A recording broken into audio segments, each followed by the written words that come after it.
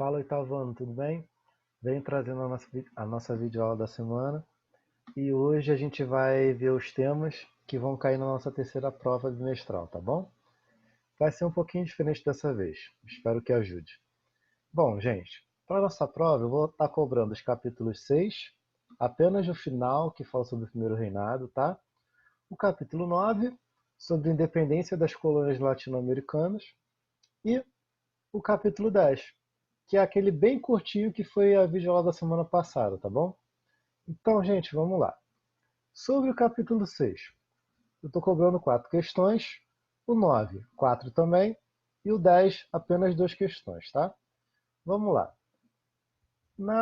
No capítulo 6, uma das questões que eu estou cobrando, um dos temas que eu estou cobrando, trata justamente sobre as diferenças entre o Partido Português e o Partido Brasileiro. Ou seja, o que, que vocês devem estudar? O que cada grupo defendia, como era composto cada parte desses grupos, né? É, qual a participação política, polícia, meu Deus, política de cada, tá? Ou seja, o que seria legal de vocês estudarem sobre esse tema? Que o Partido Português, por exemplo, ele era formado pelos portugueses que viviam aqui no Brasil. E era composto pelos ricos comerciantes portugueses, pelos membros da administração pública portuguesa no Brasil, né? por importantes militares também que viviam no Brasil, né? E o que, que eles queriam? Queriam justamente que o Brasil retornasse a ter relações com Portugal. E que relações eram essas? Relações de colonização, em que o Brasil voltasse a ser uma colônia e Portugal sua metrópole. Por que eles queriam isso? Porque isso era bom para os portugueses que viviam no Brasil, que controlavam o comércio, que controlavam a administração e por aí vai. Então eles teriam aqueles benefícios de volta, já que agora o Brasil era independente, estava vivendo dentro do primeiro reinado e não era mais visto como colônia de Portugal. Então a ideia do Partido Português é justamente essa. Enquanto que o Partido Brasileiro não, quer manter o Brasil independente, tá? Agora, o Partido Brasileiro ele tem dois grupos principais, os conservadores e os liberais, tá? Conservadores e liberais, é esse o nome mesmo? Acho que é, né? Deixa eu ver aqui, né? Rapidinho, gente. Espera aí. Às vezes dá um branco.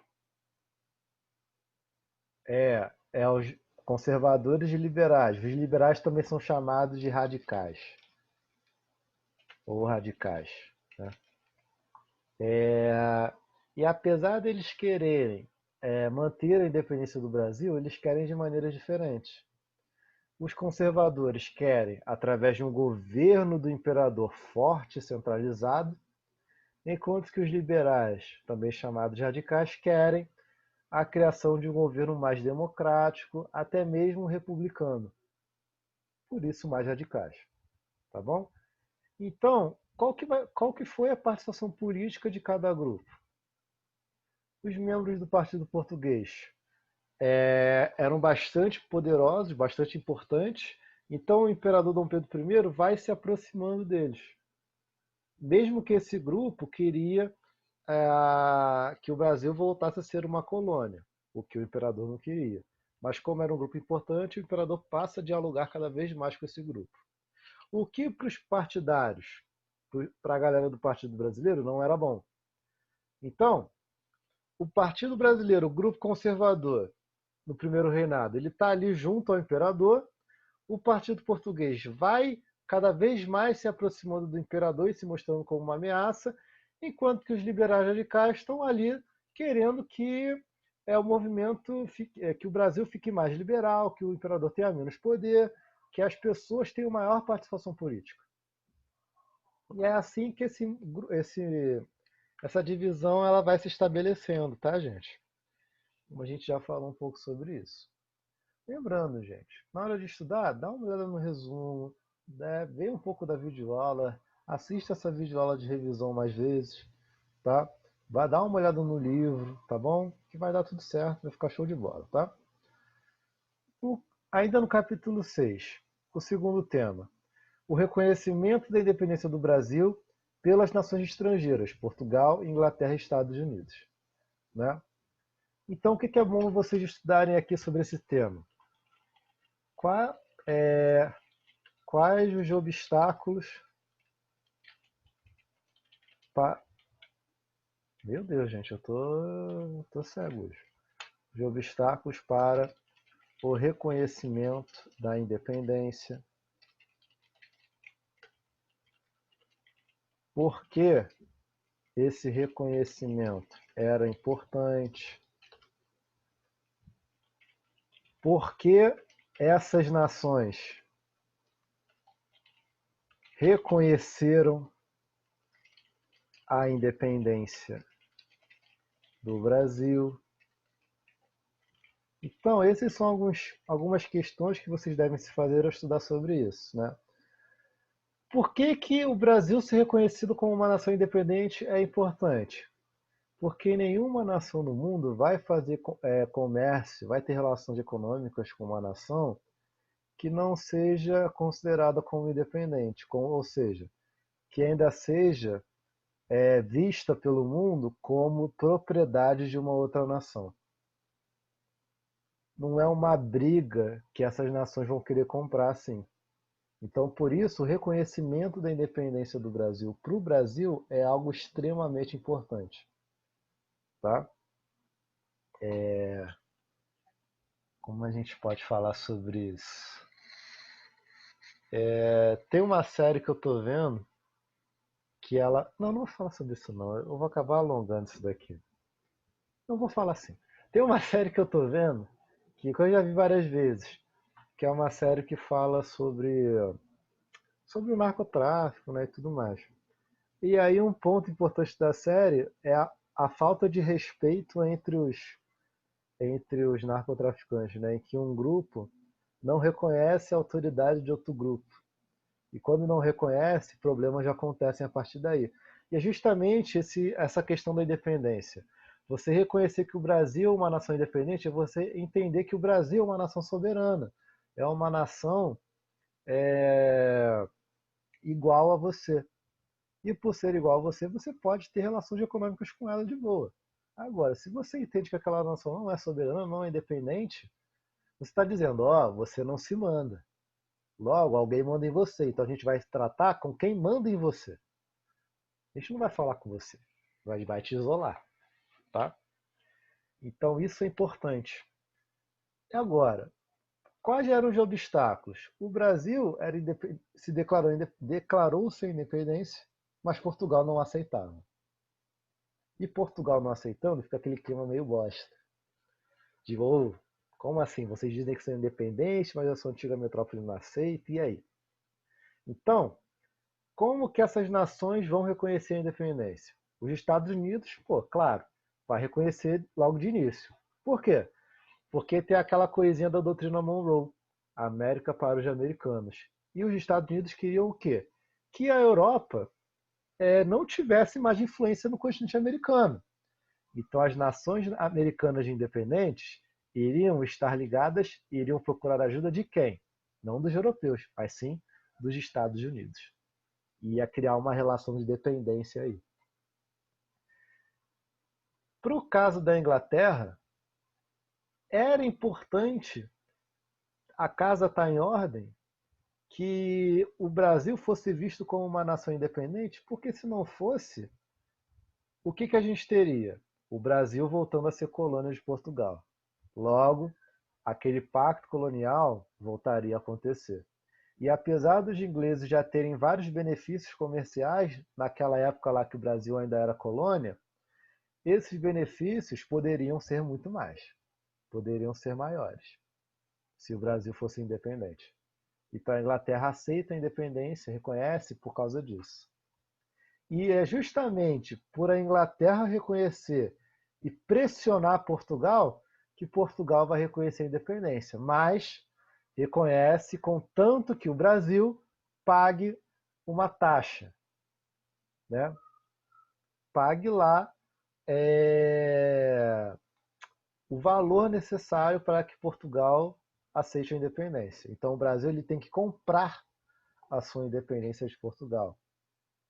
E quando o Brasil compra a sua independência, paga lá o que os portugueses exigiam para reconhecer, é um valor tão grande que o Brasil fica endividado com a Inglaterra, já que a Inglaterra vai emprestar dinheiro para o Brasil pagar essa dívida. No final das contas, aquela dívida que os portugueses tinham com os ingleses por causa lá da transferência da família real, ela acaba sendo repassada para o Brasil. Por quê? Pega o cenário. Portugal deve aos ingleses. O Brasil paga os portugueses. Os portugueses pagam os ingleses. Só que o dinheiro que o Brasil usou para pagar os portugueses, quem deu foram justamente os ingleses. Então, passou de um para o outro a dívida. Agora, os portugueses não teriam mais a dívida com os ingleses e o Brasil teria. Tá? Claro, havia outras dívidas também. Portugal também não ficou bem de uma hora para outra, não. A dívida permaneceu lá. Só que boa parte da dívida foi paga naquele momento com esse reconhecimento da independência. Só o Brasil que agora adquiriu uma dívida grande. Ainda no capítulo 6, eu peço para vocês a Constituição de 24 e a sua outorga pelo imperador. Ou seja, quais foram as características dessa Constituição? O que ela dizia, né? E a gente tem aqui, ó, criada no primeiro reinado, ela tinha como características principais, né? A criação dos quatro poderes, em que haviam os três tradicionais que a gente falou, judiciário, legislativo e executivo, que eram os poderes definidos lá pelo iluminismo, de você dividir o poder de uma nação, para que a gente não tivesse uma pessoa com poder total em suas mãos. Só que foram criados esses três poderes, né? Mas um poder somente para o imperador, que era o poder moderador, que é o poder que está acima dos demais. Então aí é o imperador controlando o poder. Além disso, o catolicismo como religião oficial, que já era, né? Uma tolerância religiosa, que é algo complicado de se dizer, né? Basicamente, cristãos, protestantes, católicos, né? Não seriam perseguidos no Brasil. Ia haver esse regime de padroado em que as decisões do Papa, para serem acatadas pelos bispos no Brasil, teriam que ser aprovadas pelo imperador. Né? Temos também a criação do voto censitário, ou seja, quem vai votar nas eleições serão apenas as pessoas que tiverem um mínimo de renda. Tem grana, tem que ter grana para votar. E apenas os homens poderiam votar nisso aí também. Então é um direito de voto apenas para homens ricos, ou com pelo menos um mínimo ali de renda para poder votar. E as eleições seriam indiretas, tá? Então você vota para as pessoas votarem por você, meio que isso. Agora, por que outorga? O que significa outorga? Significa imposta, imposição. E por que essa Constituição foi imposta? Porque nós tivemos lá a Noite da Agonia, em que o imperador havia convocado uma assembleia em 23 que criaria uma Constituição nova para o Brasil. Seria a primeira Constituição do Brasil.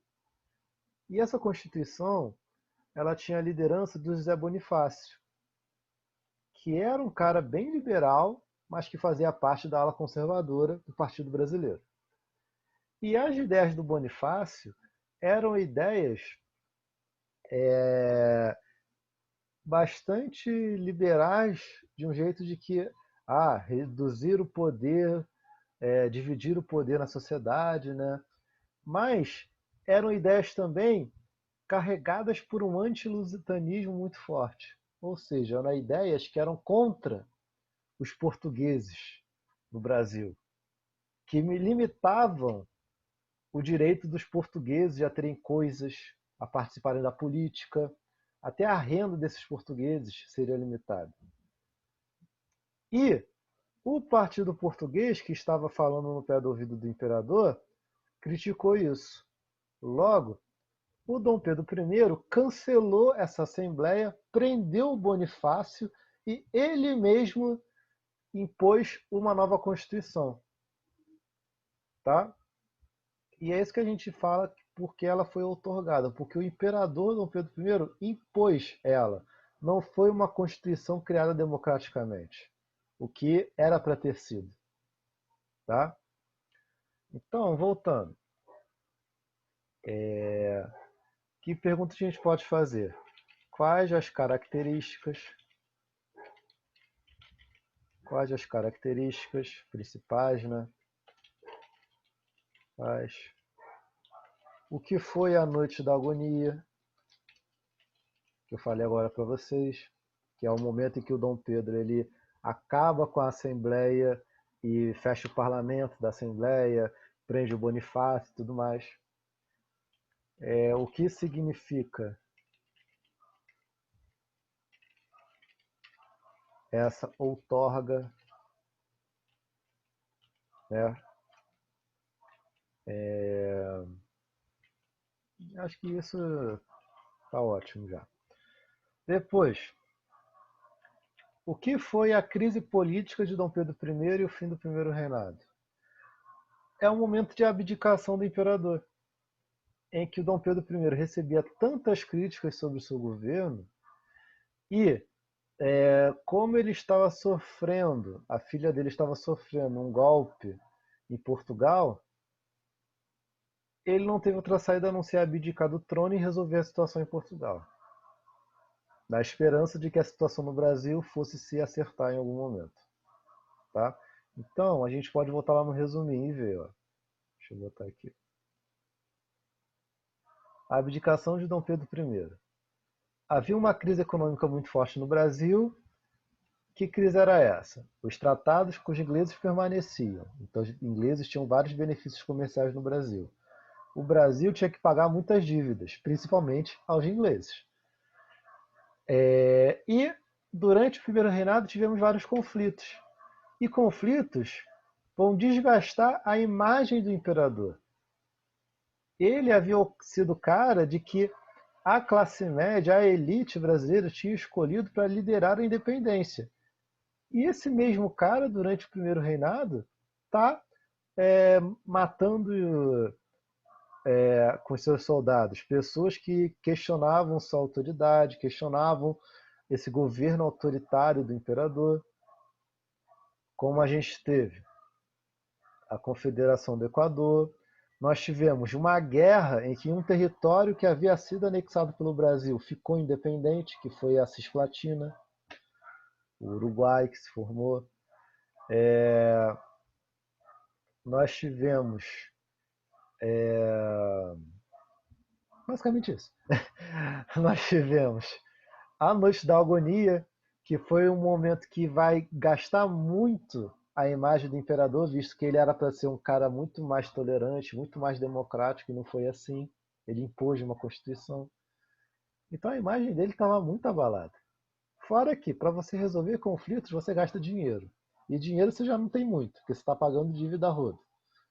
Está numa crise econômica. Então, além disso, o Dom Pedro I está entrando em conflitos com a elite brasileira, com o partido brasileiro, com o grupo brasileiro, visto que ele está se aproximando com o grupo português. Então essa elite que apoia ele na independência está deixando de apoiar. E, no caso de Portugal, tivemos a morte do pai dele, Dom João VI, em que Dom Pedro I deveria assumir o trono português. Só que, em vez dele assumir, ele manda a sua filha com o seu irmão, Dom Miguel, e eles deveriam governar Portugal. Dom Miguel deveria governar até a filha de Dom Pedro atingir a maioridade. Só que chegando em Portugal, o irmão do Dom Pedro, Dom Miguel, dá uma rasteira e ele mesmo assume o poder. E assim o Dom Pedro teve que ir até Portugal resolver a situação. Tá? Logo, durante essa crise política do imperador, aqui, ele não tem alternativa a não ser sair do poder, abdicar o poder de imperador, deixando seu filho Dom Pedro II aqui para governar quando tivesse maior de idade. Tá? E volta a Portugal. Como Dom Pedro II não tinha idade para governar, a lei dizia que deveria ser criada uma regência, um governo em que 3 pessoas governariam aqui no Brasil, a regência trina, até o futuro imperador ter idade suficiente para governar. E aí a gente iniciou o período regencial, em que o José Bonifácio, inclusive, é convidado pelo imperador a ser o tutor do Dom Pedro II. Então, para a gente fechar esse capítulo 6, sobre a crise política, quais os motivos para a crise de Dom Pedro I? Por que ele abdicou? Né? Quem ele deixou no lugar para assumir o governo? Né? Então, tudo isso que eu falei agora para vocês, tá bom? Dito isso, encerramos o capítulo 6, finalmente, e vamos para o capítulo 9, que é mais de boa, tá?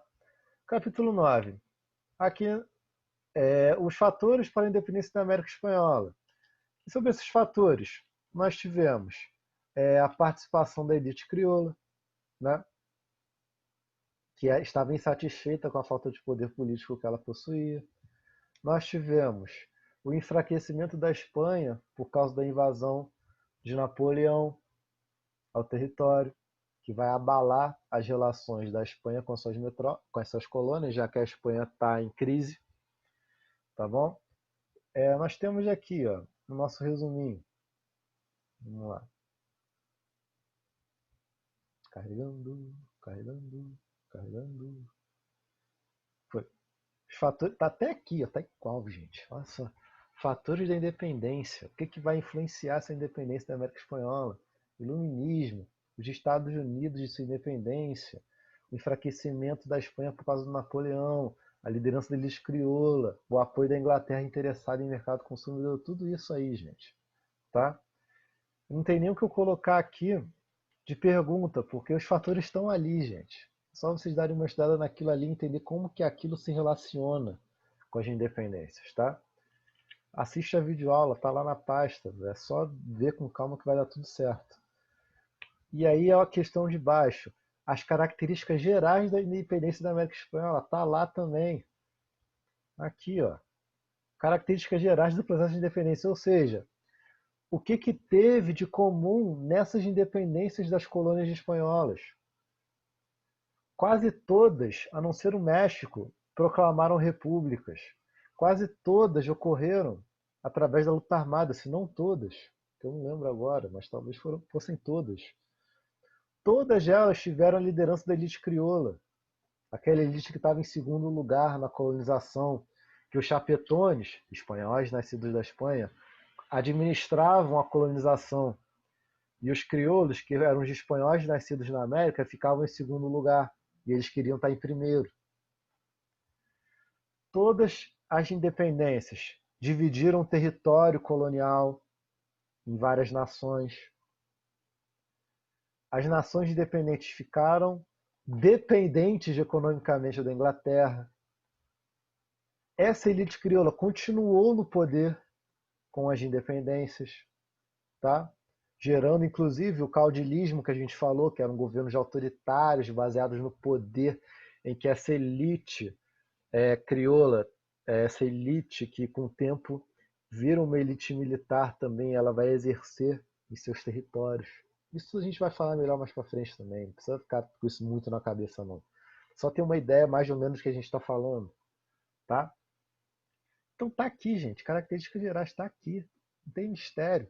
Aí tu olha a questão de baixo, ideias de Simão Bolívar para as nações latino-americanas. Está aqui as ideias, gente. Olha só, Simão Bolívar, uma das lideranças dessas independências, vai liderar a libertação da Colômbia, da Venezuela, do Equador e da Bolívia, e vai influenciar a libertação de muitas outras. Ele defende o quê? Que essas nações independentes criem repúblicas, não criem monarquias, não fiquem ligadas com a Espanha mais. Sejam repúblicas, sejam nações republicanas. E qual que é a ideia principal do Bolívar? O que vocês têm que saber.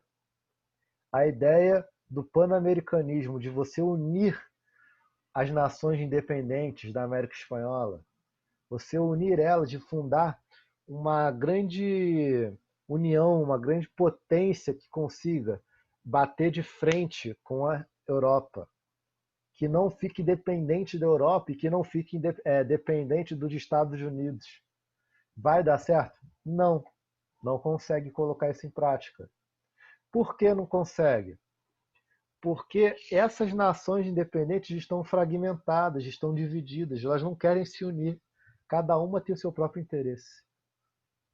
Mas essas são as ideias do Bolívar, tá? Então, assim, ó, rapidinho, matamos a 5, a 6, a 7.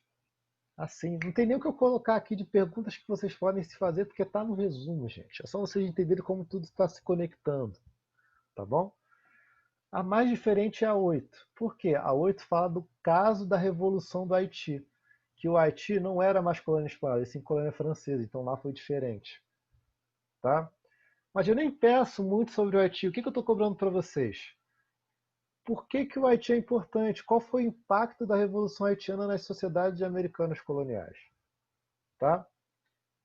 E foi justamente o medo que as sociedades coloniais, que a elite colonial, tanto na América Espanhola como no Brasil, o medo que essa elite tinha de, do nada, os seus escravos negros, africanos, descobrissem, ficassem influenciados por essa revolução do Haiti, em que negros escravizados participaram e juntos conseguiram, com os libertos, com as camadas mais pobres, conseguiram a independência, conseguiram mudar as relações de poder, as relações de dominação daquela sociedade.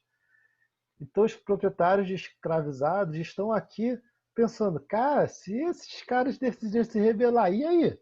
Vai dar ruim pra gente. Então cria-se um medo muito grande na América colonial de que os escravizados também fizessem uma revolução e também derrubassem o poder que existia e assumissem o poder, como aconteceu no Haiti. Tá bom? E aí a gente fecha o capítulo 9.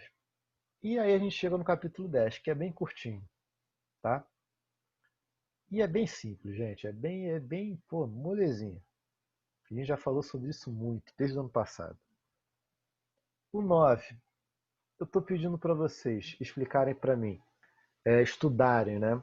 As visões preconceituosas sobre os nativos pelos europeus, ou seja, como que o europeu está vendo o índio, o indígena, o nativo americano. O europeu acha que aquele nativo ele é igual a ele? Não acha. Naquele momento ele não acha. Por isso que é preconceito. Os europeus, os brancos, a elite branca, vê no indígena um ser humano de segunda categoria, como alguém que precisa ser educado a ser civilizado, porque ele é inferior, ele não sabe ser como um europeu. Então o europeu olha a cultura desse nativo e fala: essa cultura está errada, é inferior, tem que melhorar. Tá? E quais as saídas que os europeus encontram? As saídas que eles entendem para melhorar o indígena, para acabar com essa coisa ruim que eles representam. Aí tinham duas possibilidades que a gente falou. Ou você mistura esses povos nativos com a cultura europeia e as gerações que forem surgindo vão cada vez mais ser menos nativas e mais europeias, né? Você tem essa pegada, né, de misturar, e você tem também a prática da eugenia, de você ter um projeto de sociedade branca, um projeto de sociedade europeia. E quando eu falo projeto de sociedade branca, Quem não está nesse projeto é o nativo, é o negro africano, que não são brancos. Então, não serão criadas políticas públicas que vão permitir com que essas pessoas entrem na sociedade naquele momento, façam parte da sociedade, tenham direitos na sociedade. E elas vão ficar à margem. E por estarem à margem, e por ficarem à margem, ficarem de fora, que muitos dos problemas étnicos que a gente tem hoje em dia, raciais, né, existem, como racismo, desigualdade social e por aí vai, tá bom? E isso que eu estou falando aí vale tanto para os nativos como para os negros e africanos também, tá bom? Então, assim a gente mata a 9 e a 10. Matamos já os temas. Então, gente, estudem sobre isso, tá? A parte mais dificilzinha, eu não vou omitir, é o capítulo 6, que é mais enjoado, é mais de informação técnica, de decoreba. Mas o 9, cara, e o 10, eles são muito fáceis, tá? Então, assiste essa videoaula, assiste ela de novo, tá? Para dar tudo certo, para vocês conseguirem fazer essa prova e a nota de vocês continuarem lá em cima, tá bom, gente? Estou gravando agora na segunda noite, já vou colocar na pasta, também vou falar com vocês no Zoom, a gente vai falar sobre isso tudo aqui de novo, eu quero saber se vocês têm dúvida, tá? E como a nossa matéria ela está um pouquinho, não atrasada, mas está ali, né, quase atrasando, eu vou ver se nessa semana eu lanço uma outra videoaula com o conteúdo do capítulo 11, porque a gente não pode mais perder tempo, tá? Então, fica nessa semana essa videoaula de revisão e, dependendo, eu já mando uma segunda videoaula de conteúdo, que não vai cair na prova, vai cair para o quarto bimestre, mas só para a gente poder adiantar, tá bom? Então, gente, fico por aqui. Continuamos de amanhã no Zoom e é isso, tá bom? Tchau, tchau.